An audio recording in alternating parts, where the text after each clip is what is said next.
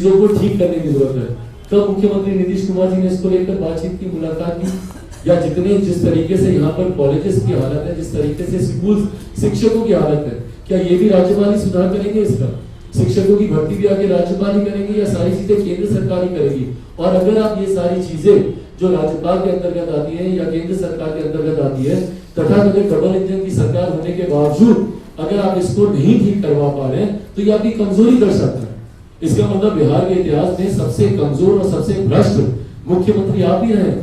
ना आप अपने कार्यों को केंद्र सरकार से आप करवा पा रहे हैं, ना आप समस्या का हल अब हमारे प्रदेश में दे पा रहे हैं, और हर चीज पर आपके पास एक एक्सक्यूज सामने से तैयार रहता है कि भैया ये तो केंद्र सरकार देखेगी, ये तो इलेक्शन कमीशन देखेगा, ये तो राज्यपाल के अंतर्गत ही मामला आता है। तो अगर सारी चीजें बाकी कोई देखना है तो फिर आप एक अनन्य मार्ग पे बैठे क्यों हैं? क्यों पिछले 15 साल से कुर्सी से चिपक कर आप बैठे हुए हैं, ना पता खाली करना चाहते हैं? अभी भी आप इस तरीके से जी जान लगा दिए। जिस प्रधानमंत्री जी को कोसते आप नहीं थक रहे थे, आज उनके मन पर हाथ जोड़कर उनके सामने नतमस्तक होते आप नहीं थक रहे, उनका आशीर्वाद ले रहे हैं। ये दिखाता है कि भैया आपका प्रेम, आपका लालच कुर्सी के प्रति कितना ज्यादा है कि आज आप अपनी सारी बातों को भूलकर आज आप उनके सामने नतमस्तक हो रहे हैं। और यही नतमस्तक आपको 10 तारीख के बाद ये तेजस्वी के सामने भी होते हुए दिखेंगे, लालू जी के सामने भी जाएंगे, रांची तक चले जाएंगे नतमस्तक होने के लिए, क्योंकि उनको पता चलेगा कि वहां इसमें एनडीए में तो अब इनका गुजारा हो नहीं रहा, यहाँ पर इनकी सरकार बनेगी नहीं, पुनः मुख्यमंत्री बनेगा नहीं, तो रांची जाएंगे सीधा भागे भागे। और जो तस्वीरें आज हम लोग देखते हैं कि प्रधानमंत्री जी के सामने हाथ जोड़कर वो खड़े हुए, ऐसी तस्वीरें हम लोग रांची की देखेंगे। तो जो मुख्यमंत्री बिहार में भ्रष्टाचार को नियंत्रित नहीं कर पा रहा, जो मुख्यमंत्री केंद्र सरकार से बिहार में योजनाओं को लागू नहीं कर पा रहा, जिसकी वजह से युवा से लेकर हर वर्ग का व्यक्ति इनसे परेशान है। महिलाओं के लिए बड़ा बोलते थे शराबबंदी, तो कौन परेशान है भैया सबसे ज्यादा? ये बड़ा बोलते थे कि अपने युवाओं के लिए आज की तारीख में सबसे ज्यादा कौन परेशान है? युवा आज की तारीख में आपसे परेशान है। एक सवाल है सर, सवाल ये है कि आपने तो कंफर्म कर दिया कि आपकी और भाजपा की सरकार बनने जा रही है, मुख्यमंत्री का चेहरा किसको आप देख रहे हैं? देखिए 2-3 नाम है हम लोगों के जहन में। मुझे लगता है गठबंधन के भीतर उसकी चर्चा करने से पहले सार्वजनिक तौर पर उस नामों का खुलासा करना मुझे नहीं लगता गठबंधन धर्म के लिए उचित है, और हमारे तमाम जीते हुए विधायक भी हैं, उनसे भी चर्चा होगी। सर ये गठबंधन के जो भी आप नाम जो बता रहे हैं, ये बिहार के नेता होंगे मुख्यमंत्री के चेहरे के रूप में कि केंद्र के होंगे? समय कितना बच गया है? कितना समय बच गया? मात्र 5 दिन। The countdown begins. 5 4 3 2 1। मुख्यमंत्री की विदाई और एक नई सरकार का आगमन। सिर्फ 5 दिन। एक सवाल है सर, सवाल ये है कि आपने तो कंफर्म कर दिया कि आपकी और भाजपा की सरकार बनने जा रही है, मुख्यमंत्री का चेहरा किसको आप देख रहे हैं? देखिए 2-3 नाम है हम लोगों के जहन में। मुझे लगता है गठबंधन के भीतर उसकी चर्चा करने से पहले सार्वजनिक तौर पर उस नामों का खुलासा करना मुझे नहीं लगता गठबंधन धर्म के लिए उचित है, और हमारे तमाम जीते हुए विधायक भी हैं, उनसे भी चर्चा होगी। सर ये गठबंधन के जो भी आप नाम जो बता रहे हैं, ये बिहार के नेता होंगे मुख्यमंत्री के चेहरे के रूप में कि केंद्र के होंगे? समय कितना बच गया है? कितना समय बच गया? मात्र 5 दिन। The countdown begins. 5 4 3 2 1। मुख्यमंत्री की विदाई और एक नई सरकार का आगमन। सिर्फ 5 दिन। रुक जाएगा और 7 तारीख को मतदान होगा और 10 तारीख को नई सरकार बनेगी।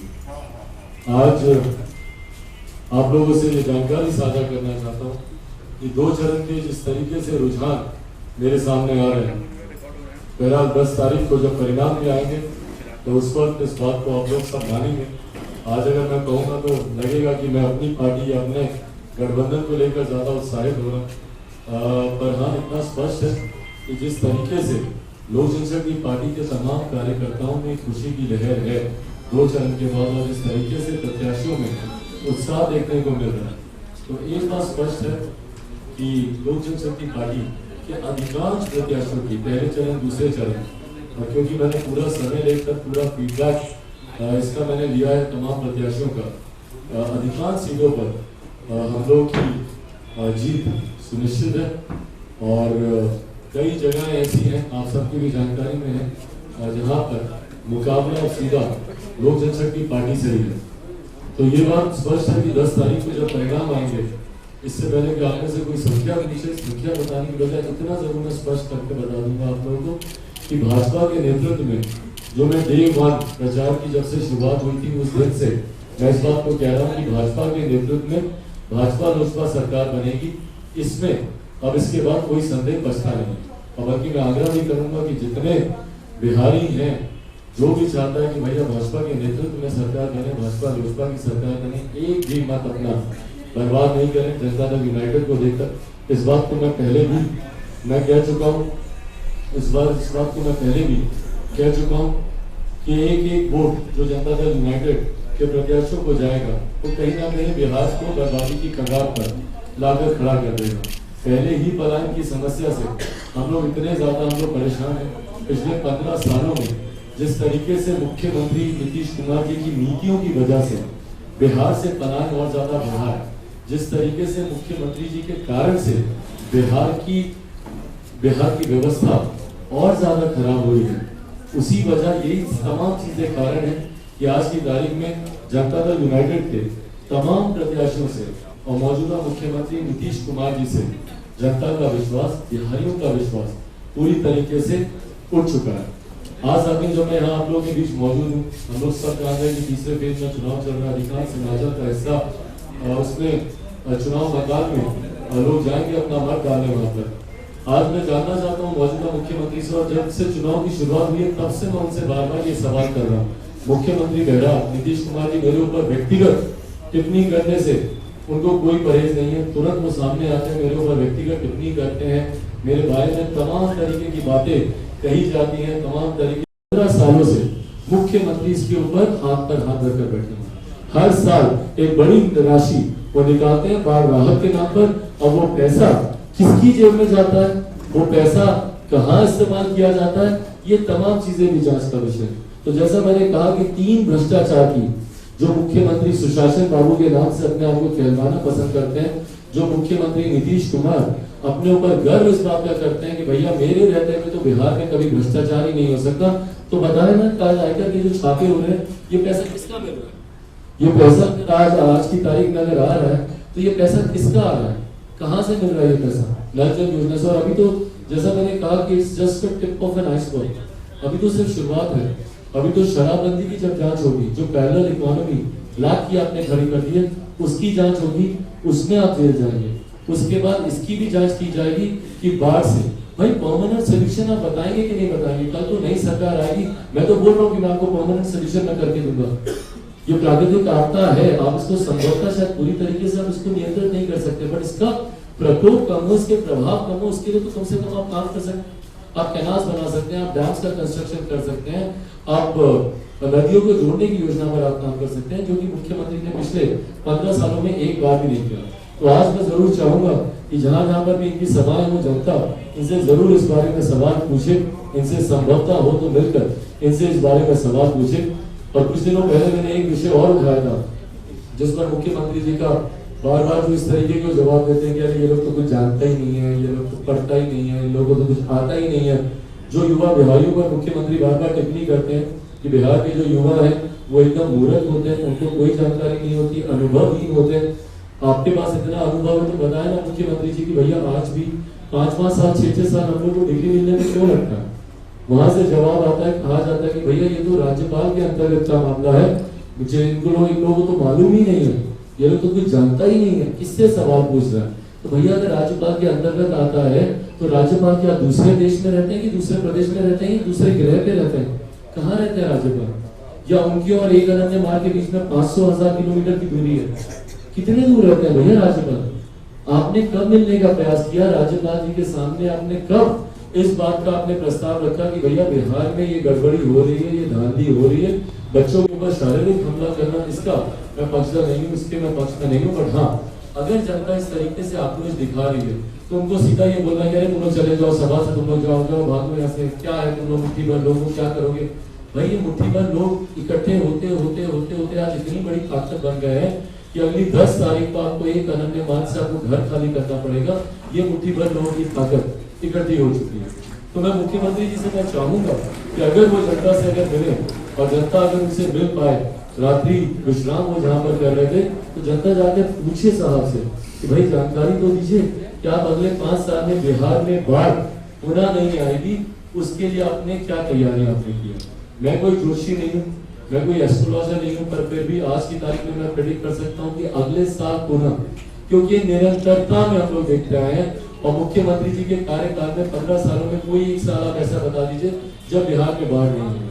और उसके बाद मुख्यमंत्री ने ऐसे क्या प्रबंध किए हैं या ऐसे क्या कदम उठाए हैं कि अगली बार जब बाढ़ आए तो उसको अगर आप पूरी तरीके से नियंत्रित नहीं कर पाए तो कम से कम उसके प्रभाव के असर को आप उसको कम कर पाए। उसके लिए मुख्यमंत्री नीतीश कुमार जी ने क्या कदम उठाए हैं उसकी तो जानकारी दें कम से कम।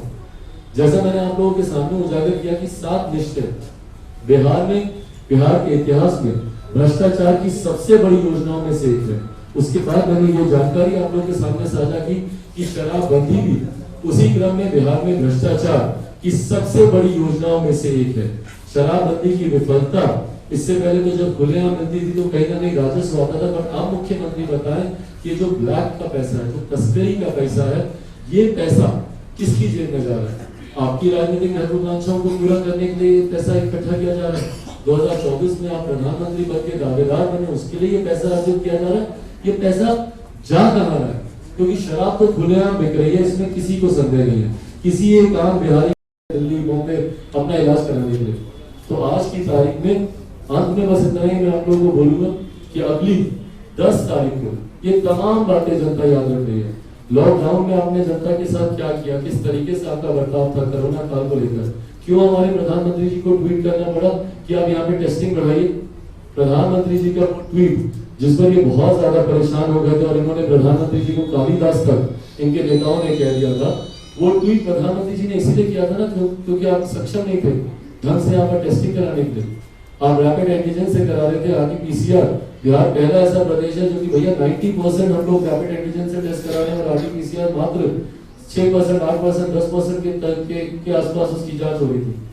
मुख्य प्रधानमंत्री तक को उसके ऊपर ट्वीट करना पड़ा और कहना पड़ा कि भैया जो राज्य ऐसे हैं जिनमें टेस्टिंग सबसे कम हो रही है उसमें बिहार तो आपने नंबर 1 पर लाके रख दिया। तो जो मुख्यमंत्री बिहार में भ्रष्टाचार को बढ़ावा दे रहा हूँ, लॉकडाउन में बिहारियों को अपने प्रदेश नहीं आने देना चाह रहा हूँ। मैंने वो कल ट्वीट भी किया जिस तरीके से शर्मनाक बयान हमारे मुख्यमंत्री जी का आया था और उन्होंने कहा था कि कोई भी बिहारी को बिहार की सीमा में नहीं घुसने दिया जाएगा। हर बिहारी इन बातों को याद रख रहा है, कोई इन बातों को भूला नहीं है, भले वो कोरोना काल की बात हो।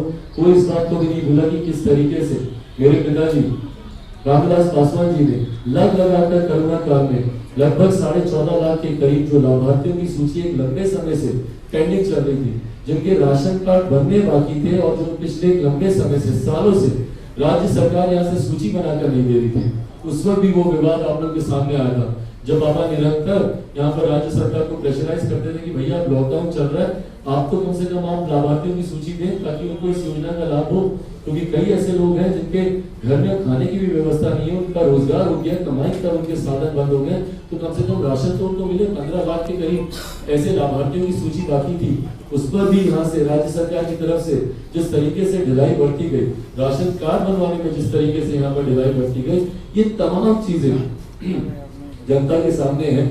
और मुझे खुशी है कि जब मैं अपने चुनाव प्रचार में जाता हूं तो जनता इन सारी बातों को भूल ही नहीं है।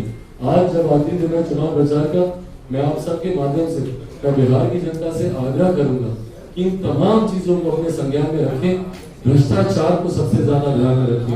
कोई ऐसा क्षेत्र नहीं है, 7 निश्चय हो, शराबबंदी हो, बाढ़ हो, कोई ऐसा क्षेत्र नहीं है जहाँ पर मुख्यमंत्री ने भ्रष्टाचार। मैं फर्स्ट टाइम वोटर से मैं आग्रह करूंगा कि आप सब एकजुट होकर, एकत्रित होकर इन तमाम विषयों को आप लोग ध्यान में रखें और सिर्फ और सिर्फ डेवलपमेंट को एजेंडा बनाकर, रोजगार को, पलायन रोकने को लेकर, स्वास्थ्य शिक्षा को बेहतर करने को लेकर उसको आप लोग एजेंडा बनाकर आप लोग अपना मतदान करें। और मैं पुनः तमाम बिहार वासियों से, बिहारियों से मैं आग्रह करूंगा, बिहार फर्स्ट, बिहारी फर्स्ट जिस तरीके से आप लोगों के सामने हम लोग लेकर आए, उसमें शायद ही बिहार की कोई एक ऐसी समस्या हो जिसका हम लोगों ने प्रमुखता से उसमें जिक्र ना किया हो, जिसमें बाढ़ भी है, स्वास्थ्य भी है, शिक्षा भी है, रोजगार भी है, पलायन भी है, सारी समस्या। हर उस व्यक्ति जिसने Bihar first, Bihari first vision document को पढ़ा होगा, शायद ही कोई निवेश कैसे बढ़ाया जा सकता है, राजस्व हम लोग कैसे बढ़ा सकते हैं, पर्यटन को हम लोग कैसे बढ़ावा दे सकते हैं, हर क्षेत्र का हम लोगों ने उसमें प्रमुखता से हम लोगों ने जिक्र किया। पुनः दोहराऊंगा, एक भी वोट जो जनता दल यूनाइटेड के प्रत्याशी को जाएगा वो बिहार को बर्बादी की कगार पर लेकर जाएगा। कल को अगर आप लोग चाहते हैं कि आपके बच्चों को बिहार छोड़कर नहीं जाना पड़े, मैं दावे के साथ कह सकता हूं, जितने मेरे पत्रकार साथी यहाँ पर मौजूद हैं, कल को आप लोग की पहली प्राथमिकता होगी आपके बेटा हो, बेटी हो, जो भी थोड़ा सा भी पढ़ लिख जाएगा, पढ़ाना लिखना चाहेंगे, आप उसको सीधा दिल्ली भेजेंगे, मुंबई भेजेंगे। 10वीं के बाद तो गलती से भी कोई यहाँ पर रखना नहीं चाहेगा, सीधा बाहर भेजेंगे और वो वहां पर जाएगा, वहीं पर उसके बाद पढ़ाई कंप्लीट करेगा, उसके बाद रोजगार करेगा, उसके बाद वहीं पर शादी करेगा, बच्चा करेगा, और बुढ़ापे में जब आप लोगों की तबियत खराब होगी तब यहाँ पर आया करेगा आपका हालचाल जानने, या होली छठ दिवाली पर आया करेगा हालचाल जानने। बिहार से इस पलायन की व्यवस्था को, ये जो सिस्टम बन गया, इस सिस्टम को रोकने के लिए जनता दल यूनाइटेड के प्रत्याशियों का हारना बहुत जरूरी है। मौजूदा मुख्यमंत्री नीतीश कुमार जी का हारना बहुत जरूरी है।